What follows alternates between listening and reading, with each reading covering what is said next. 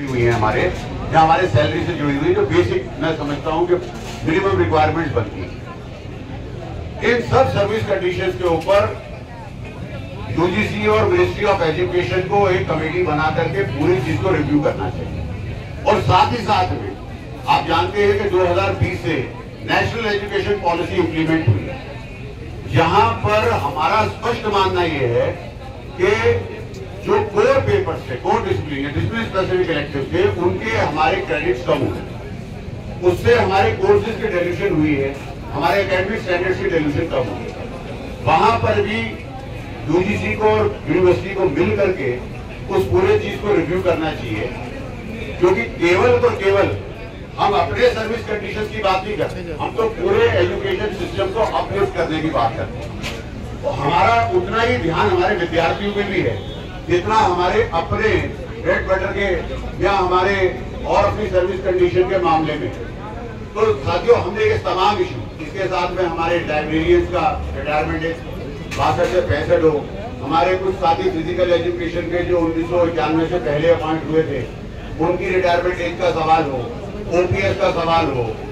तमाम ऐसे मुद्दे, बहुत सारे मुद्दे हो सकता है। और हम तो हमेशा दो बातों का उनका शुरू से विरोध करती रही है कि हमको ग्रेडिएट ऑटोनॉमी नहीं चाहिए और ना हमको हीफा लोन चाहिए, क्योंकि ये दोनों स्ट्रक्चर ऐसे हैं कि ग्रेडिएट ऑटोनॉमी के नाम पे धीरे धीरे ये उसमें इंट्रोड्यूस करते हैं फाइनेंशियल ऑटोनॉमी, फीस स्ट्रक्चर को बढ़ाना, 10% जो है हीफा लोन का जो है किसी तरह से अपने रिसोर्सेज से जनरेट करके रिफंड करें, और फिर फीस को बढ़ाने का काम दिल्ली विश्वविद्यालय ने हर कॉलेज के छात्र से इसे 300 या 400 रुपया डेवलपमेंट फंड फीस का बढ़ाया, जिसका डूटा ने पुरजोर विरोध किया है। और हमारा मानना ये है कि ऐसे धीरे धीरे जो फीस बढ़ रही है, ये होना नहीं चाहिए। और साथ ही साथ में हमारा ये भी मानना है कि जब रिजर्वेशन लग गई तो अब ये समय आ गया है कि प्रिंसिपल की पोस्टों पे भी ये रिजर्वेशन लागू, क्योंकि हमने हर वर्ग को हर देश के ऊपर रिप्रेजेंटेशन देने की बात डूटा ने हमेशा एक स्वर में एक साथ कही।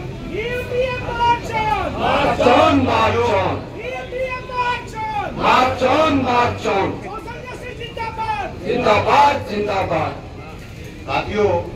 ये सारी पॉइंट्स, ये सारे मुद्दे जो हैं, ये हमारे साथ में जुड़े हुए हैं, हमारी सर्विस कंडीशन से जुड़े, हमारे विद्यार्थियों की एजुकेशन से जुड़े हैं। जब हम कहते हैं खाली पड़ी है और से ज्यादा क्लासेस वहाँ सफर कर रही है, तो उसी को ये भी कहना पड़ता है और कहना भी चाहिए, इसको जोरदार तरीके से कहना चाहिए कि एनईपी के माध्यम से हुआ एकेडमिक डाइल्यूशन इस पूरी यूनिवर्सिटी को, नहीं केवल हमारी यूनिवर्सिटी को नहीं, और यूनिवर्सिटीज की भी एकेडमिक्स को अफेक्ट कर रहा है। तो जब ये हम बात कहते हैं तो हम अपने विद्यार्थियों के साथ खड़े होते हैं। जब हम कोई ऐसी बात कहते हैं जहां हम ये कहते हैं कि फीस नहीं बढ़ना चाहिए, हमको डेवलपमेंट तो चाहिए, हमको नए कॉलेजेस भी चाहिए, हमको नए कोर्सेज भी चाहिए, हमको एडवांसमेंट भी चाहिए, लेकिन हमको ये सब सरकारी अनुदान से चाहिए, क्योंकि अभी भी हमारे देश में स्थिति नहीं है कि हमारे जो वर्गीकरण है, जिस तरह का हमारा समाज का स्ट्रक्चर है, उसके अंदर अभी भी मेजॉरिटी जो हमारे स्टूडेंट्स हैं वो उन कैटेगरी से आते हैं जो कहीं ना कहीं सोशली या इकोनॉमिकली डिसएडवांटेज क्लासेस को बिलोंग करते हैं। अब उनके लिए अगर शिक्षक आवाज नहीं उठाएगा तो कौन उठाएगा? हमारे स्टूडेंट अपने तरह से बार बार अपनी आवाज को उठाते हैं, लेकिन हमारा मानना ये है कि हम जब चिंता करें तो केवल अपनी चिंता के साथ साथ में अपनी शिक्षा व्यवस्था की भी पूर्णतः चिंता करें, और ये इस तरह का एक एजुकेशन चलाएं या अपनी डिमांड को चलाएं या धरना प्रदर्शन करें या डेमोन्स्ट्रेशन करें, जहां पर हम इन सब बातों को एक साथ एक प्लेटफॉर्म पे उठाएं। यही कारण है कि कई बार हमारे कुछ साथी ये कहते हैं कि आप जो है ना, आप 2-3 मुद्दों को शायद बहुत ज्यादा हाईलाइट नहीं करते और इसी कारण से बहुत, लेकिन हमारा मानना ये है कि ये सब चीजें एक दूसरे से जुड़ी हुई। हमारे मुद्दे और कर्मचारियों के मुद्दे, ओपीएस का मामला हो तो जुड़े हुए, हीफा लोन का मामला होगा तो हमारा विद्यार्थियों से जुड़ा हुआ है, एनईपी का मामला होगा, हमारा वर्कलोड जो है न केवल टीचरों की संख्या के ऊपर बात आती है, लेकिन साथ ही साथ में वो एकेडमिक डाइल्यूशन में भी आता है। ये सारे मिक्स हैं मुद्दे, एक दूसरे से बहुत इंटीमेटली जुड़े हुए हैं। यही कारण है कि जब भी हम कोई डिमॉन्स्ट्रेशन करते हैं तो सभी मुद्दों को कॉम्प्रिहेंसिवली उठाते हैं। और साथियों, आप सब लोग यहाँ आए,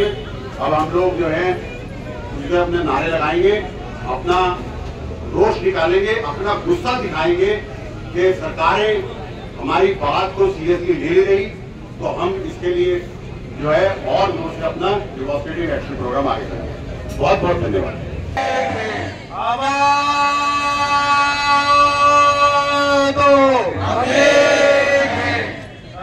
अध्यक्ष महोदय ने बहुत सारे मुद्दे जो है शिक्षक से रिलेटेड जो है उनको बड़ा नटशेल में बताया, और उसमें एक जो अहम मुद्दा है जिस पर मैं थोड़ा बोलना चाहूँगा, जब 200 पॉइंट रोस्टर की बात हमारे अध्यक्ष महोदय ने कहा कि 200 पॉइंट रोस्टर को लागू कर दिया गया, लेकिन पीछे जो सरकारों की बात हो या डूटा की जब बात हो तो सोशल इंक्लूजन की बात तो हम करते हैं, डाइवर्सिटी की बात करते हैं, सोशल इंक्लूजन की बात करते हैं, बातें बहुत हुई है, लेकिन उसे धरातल पे जो काम करने का जो मादा जो जिसने दिखाया है वो हमारे भागी जी हैं। उन्होंने बहुत अच्छे तरीके से इस मुद्दे को उठाया डूटा में, और सोशल इंक्लूजन को लेकर के SC ST OBC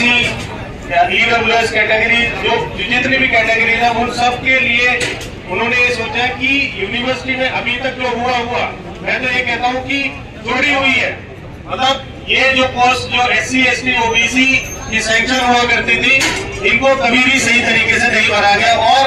उसका नतीजा ये हुआ कि धीरे धीरे बैकलॉग जो है वो एक्यूमुलेट होता चला गया। अब इस बैकलॉग का एक्यूमुलेशन जो है उसको आगे एडजस्ट करने के लिए कई सारे तरीके सुझाए गए, जिसमें कि यूनिवर्सिटी ने एक तरीका ये था कि प्रोफेसर काले कमेटी की रिकमेंडेशन में कुछ सिफारिशें आई और उन सिफारिशों को लागू करने की बात की गई। हालांकि डूटा जो है, डूटा के मेंबर जो है इस कमेटी को